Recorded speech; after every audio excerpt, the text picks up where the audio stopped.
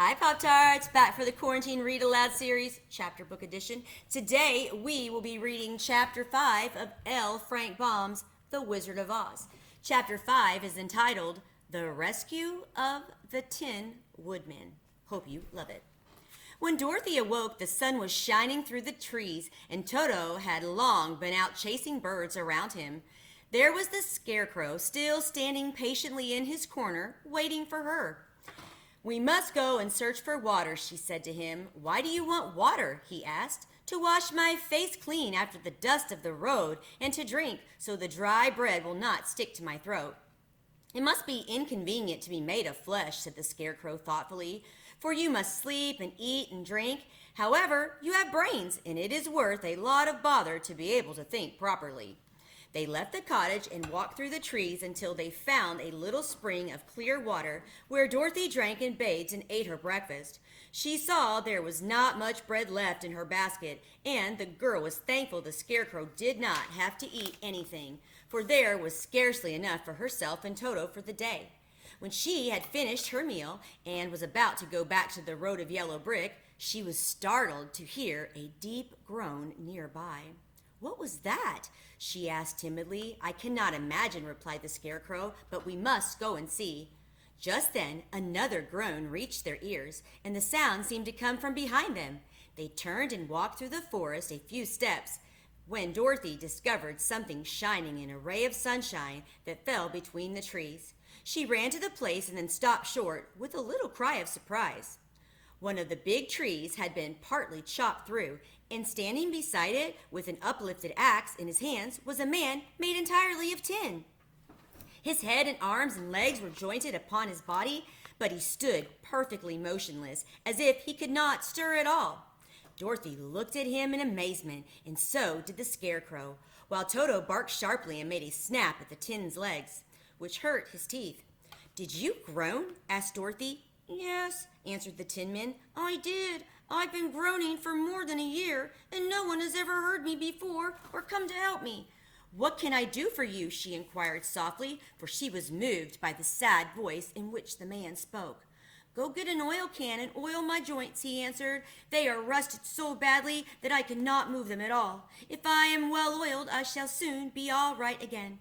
You will find an oil can on the shelf in my cottage." Dorothy at once ran back to the cottage and found the oil can, and then she returned and asked anxiously, "Where are your joints?" "Oil my neck first," replied the Tin Woodman. So she oiled it. And as it was quite badly rusted, the Scarecrow took hold of the tin head and moved it in gently from side to side until it worked freely, and then the man could turn it himself. "Now oil the joints in my arm," he said, and Dorothy oiled them, and the Scarecrow bent them carefully until they were quite free from rust and as good as new. The Tin Woodman gave a sigh of satisfaction and lowered his axe, which he leaned against the tree. "This is a great comfort," he said. "I have been holding that axe in the air ever since I rusted, and I'm glad to be able to put it down at last. Now, if you will oil the joints in my leg, I shall be all right once more." So they oiled his legs until he could move them freely, and he thanked them again and again for his release, and he seemed a very polite creature and very grateful. "I might have stood there always if you had not come along," he said, "so you have certainly saved my life. How did you happen to be here?" "We are on our way to the Emerald City to see the great Oz," she answered, "and we stopped at your cottage to pass the night." "Why do you wish to see Oz?" he asked. "I want him to send me back to Kansas, and the Scarecrow wants him to put a few brains in his head," she replied. The Tin Woodman appeared to think deeply for a moment. Then he said, "Do you suppose Oz could give me a heart?" "Why, I guess so," Dorothy answered. "It would be as easy to give the Scarecrow brains." "True," the Tin Woodman returned. "So if you will allow me to join your party, I will also go to the Emerald City and ask Oz to help me." "Come along," said the Scarecrow heartily, and Dorothy added that she would be pleased to have his company. So the Tin Woodman shouldered his axe, and they all passed through the forest until they came to the road that was paved with yellow brick. The Tin Woodman had asked Dorothy to put the oil can in her basket, "For," he said, "if I should get caught in the rain and rust again, I would need the oil can badly."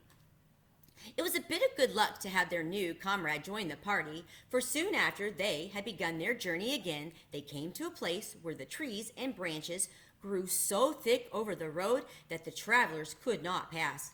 But the Tin Woodman set to work with his axe and chopped so well that soon he cleared a passage for the entire party. Dorothy was thinking so earnestly as they walked along that she did not notice when the Scarecrow stumbled into a hole and rolled over to the side of the road. Indeed, he was obliged to call her to help him up again. "Why didn't you walk around the hole?" asked the Tin Woodman. "I don't know enough," replied the Scarecrow cheerfully. "My head is stuffed with straw, you know, and that is why I'm going to Oz to ask him for some brains." "Oh, I see," said the Tin Woodman. "But after all, brains are not the best things in the world." "Have you any?" inquired the Scarecrow. "No, my head is quite empty," answered the Woodman. "But once I had brains, and a heart also. So having tried them both, I should much rather have a heart." "And why is that?" asked the Scarecrow. "I will tell you my story, and then you will know." So while they were walking through the forest, the Tin Woodman told the following story. "I was born the son of a woodman who chopped down trees in the forest and sold the wood for a living. When I grew up, I too became a wood chopper, and after my father died, I took care of my old mother and as long as she lived.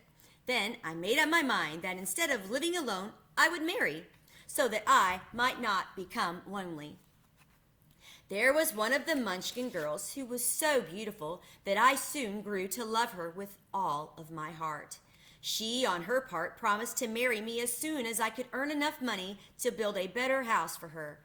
So I set to work harder than ever, but the girl lived with an old woman who did not want her to marry anyone, for she was so lazy she wished the girl to remain with her and do the cooking and the housework. So the old woman went to the Wicked Witch of the East and promised her 2 sheep and a cow if she would prevent the marriage.